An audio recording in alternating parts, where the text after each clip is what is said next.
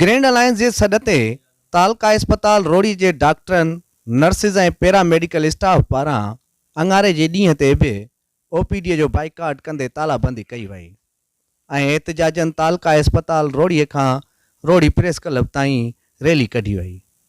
रैलीअ में शरीक केतिरनि ई डॉक्टरनि, मेल नर्सिस ऐं पैरामेडिकल स्टाफ पारां मुतालबनि जी मञता लाइ नारेबाज़ी कई वई।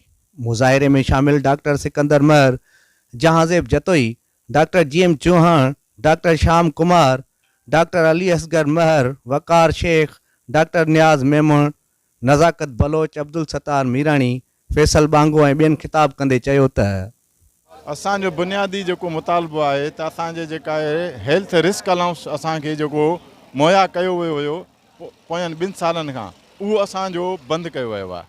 ठीकु आहे न, उनखे बहाल कयो वञे। उन सां अलावा असांजो जेको आहे मेडिकल अलाउंस आहे उहो पोयनि 25 सालनि खां असांजो उनखे रिवाइज़ न कयो आहे, 25 सालनि खां साॻियो ॾिनो वञे थो। कन्वेंस अलाउंस आहे असांजो 25 सालनि खां साॻियो ॾिनो वञे थो, जॾहिं त हर शइ हाउस रेंट असांजे 25 सालनि खां 30 सालनि खां साॻियो ॾिनो वञे थो। असांजा बेसिक मुतालबा इहे ई आहिनि त असांजा उहे जेके अलाउंसिस आहिनि, हर शइ रिवाइज़ थी वई आहे गवर्नमेंट जे तरफ़ ॾांहुं। असांजा उहे बुनियादी जेके अलाउंसिस आहिनि उन्हनि खे रिवाइज़ करे मौजूदा दौर जे हिसाब सां असांखे ॾिना वञनि। असांजो मुतालबो इहो आहे त असांजो अलाउंस जेको हुयो रिस्क अलाउंस, उहो सिंध गवर्नमेंट जेको आहे नथी ॾिए हाणे।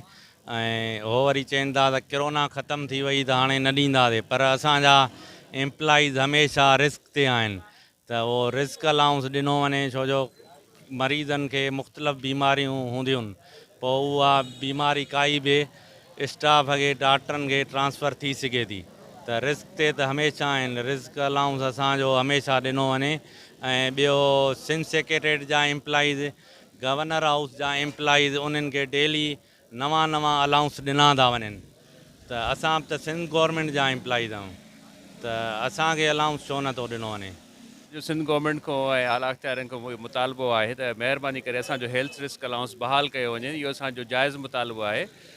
का बि एमरजेंसी सिचुएशन हुजे, फ्लड हुजे, कोरोना हुजे, डेंगी हुजे, हर वक़्तु असांजो हेल्थ जो अमलो रिस्क ते रहे थो। ऐं हीउ हिकिड़ो इंसेंटिव असांजो जाइज़ मुतालबो आहे जेको सिंध गवर्नमेंट नाजाइज़ी तौर ते असांखे बंदि कयो आहे।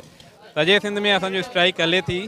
इवन असांजो काफ़ी सेंटरनि में एमरजेंसी बि बंदि थी वई आहे, जेके सिंध गवर्नमेंट हाणे नाजाइज़ी कई, असांजी फीमेल वर्करनि जे मथां तशदुद कयो, क़ाबिल मुज़म्मत आहे। इहो न करणु खपे। असांजा गवर्नमेंट जा एम्प्लॉइज़ आहियूं, बजाए असांखे सपोर्ट करण जे उल्टो तशदुद न करणु खपे।